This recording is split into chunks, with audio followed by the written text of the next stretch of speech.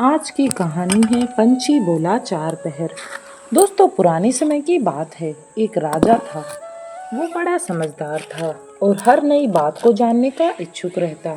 उसके महल के आंगन में एक बकोली का पेड़ था। रात को रोज नियम से एक पक्षी उस पेड़ पर बैठकर आता और चारों पहरों के लिए अलग अलग चार तरह की बातें कहता। पहले पहर में कहता, किस्मुख दूध पिलाऊं, किस्मुख दूध पिलाऊं। दूसरा पहर लगते बोलता, ऐसा कहूं न दीख, ऐसा कहूं न दीख। जब तीसरा पहर आता तो कहने लगता, अब हम करबू का, अब हम करबू का। इस तरह से वो पंछी बोलता रहता। अब चौथा पहर शुरू होता तो वह कहता, सब बमन मारे जाएं, सब बमन मारे जाएं। इस तरह से वह पंछी चारों पहरों में अलग अलग बातें कहता। राजा रोज रात को जाकर पक्षी के मुख से चारों पहरों की चार अलग अलग बातें सुनता। सोचता पक्षी क्या कहता है, और उसकी समझ में कुछ भी न आता कि आखिर पक्षी कहना क्या चाहता है। राजा की चिंता बढ़ती गई। जब वह इसका अर्थ निकालने में असफल रहा तो हार कर उसने पुरोहित को बुलाया, उसे सब हाल सुनाया और उसे पक्षी के प्रश्नों का उत्तर पूछा। पुरोहित भी एक साथ उत्तर नहीं दे सका। उसने कुछ समय की मोहलत मांगी और चिंता में डूबा हुआ घर चला गया। उसके सिर में राजा की पूछी गई चारों बातें बराबर चक्कर काटती रही। वह बहुतेरा सोचता रहा पर उसे कोई जवाब नहीं मिला। अपने पति को हैरान देखकर ब्राह्मणी ने पूछा, तुम इतनी परेशान क्यों हो, मुझे बताओ। ब्राह्मण ने कहा, क्या बताऊं, एक बड़ी कठिन समस्या मेरे सामने आ खड़ी हुई है। राजा के महल का जो आंगन है वहां रोज रात को एक पक्षी आता है और चारों पहरों में नित्य नियम से चार अलग अलग बातें कहता है। राजा पक्षी की उन बातों का मतलब नहीं समझा तो उसने मुझसे उनका मतलब पूछा, पर पक्षी की पहेलियां मेरी समझ में भी नहीं आई। राजा को जाकर क्या जवाब दूं, बस इसी उधेड़-बुन में हूँ। ब्राह्मणी बोली, पक्षी कहता क्या है, जरा मुझे भी बताओ। ब्राह्मणी ने चारों पहरों की चारों बातें कह सुनाई। सुनकर ब्राह्मणी बोली, वाह, यह कौन कठिन बात है, इसका उत्तर तो मैं दे सकती हूँ।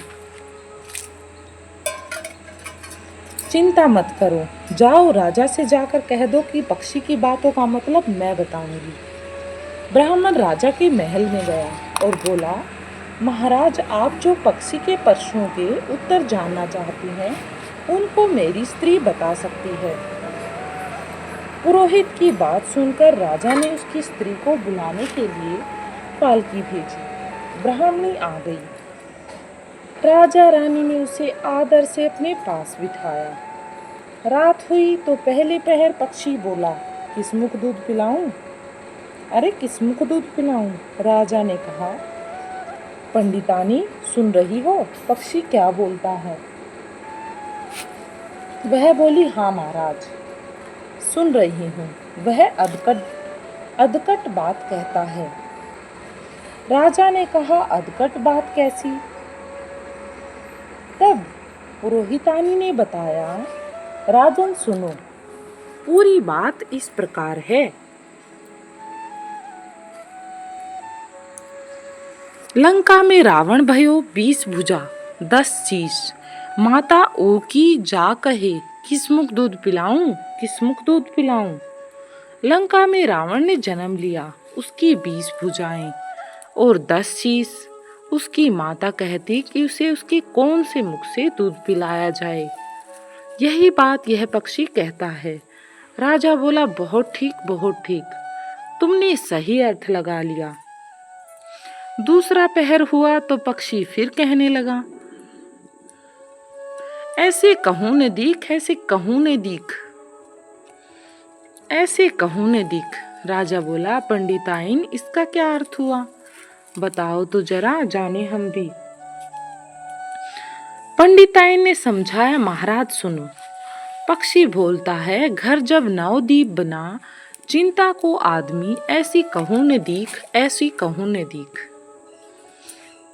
चारों दिशा, सारी पृथ्वी, नवखंड सभी छान डालो, पर बिना चिंता का आदमी नहीं मिलेगा। मनुष्य को कोई न कोई चिंता हर समय लगी ही रहती है। कहिए महाराज, सच है ना ये बात? पंडिताइन की बात सुनकर राजा ने कहा, तुम ठीक कहती हो, ये बात भी तुम्हारी बिल्कुल ठीक है।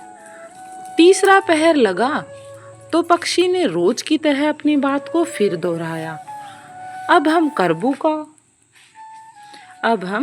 का। पक्षी की बात सुनकर महाराज फिर बोले, पंडिताइन सुनती हो? ब्राह्मणी राजा से बोली, महाराज इसका मर्म भी मैं आपको बतला देती हूँ, सुनिए। 5 वर्ष की कन्या साठे दई ब्याह, बैठी करम बिसूरती, अब हम करबू का। 5 वर्ष की कन्या को 60 वर्ष के बूढ़े के गले में बांध दो तो बेचारी अपने कर्म पीट कर यही कहेगी, अब हम करबू का। सही है ना महाराज? राजा बोला, पंडिताइन तुम्हारी यह बात भी मुझे बिल्कुल सही लगी। अब बात थी अंतिम पहर की। चौथा पहर आया तो पक्षी ने फिर चोंच खोली, सब बम्मन मर जाएं। पक्षी ने फिर चौथे पहर बात बोली तो राजा ने फिर पंडिताइन से उसका अर्थ पूछा। तभी राजा ने ब्राह्मणी से कहा, सुनो पंडिताइन, पक्षी जो कुछ कह रहा है क्या वह उचित है? ब्राह्मणी मुस्काई और कहने लगी, महाराज मैंने पहले ही कहा है कि पक्षी अधकट बात कहता है। वह तो ऐसे सब ब्राह्मणों के मरने की बात कहता है। विश्वासंगत जो करे सुरा, मांस जो खाए, बिना सपरे भोजन करे, वे सब बम्मन मर जाएं। जो ब्राह्मण वैश्या की संगति करते हैं, सुरा और मांस का सेवन करते हैं और बिना स्नान किए भोजन करते हैं, ऐसे सब ब्राह्मणों को मर जाना ही उचित है। जब बोलिए पक्षी का कहना ठीक है या नहीं? राजा ने पंडिताइन की बात सुनकर कहा, तुम्हारी चारों बातें 52 तोला पावरती ठीक लगी। तुम्हारी बुद्धि धन्य हो पंडिताइन, तुम एक महान विद्वती हो। राजा रानी ने उसको बढ़िया कपड़े और गहने देकर मान सम्मान से विदा किया। अब पुरोहित का सम्मान दरबार में पहले से भी और अधिक बढ़ गया। स्टोरी अच्छी लगी हो तो लाइक जरूर करें।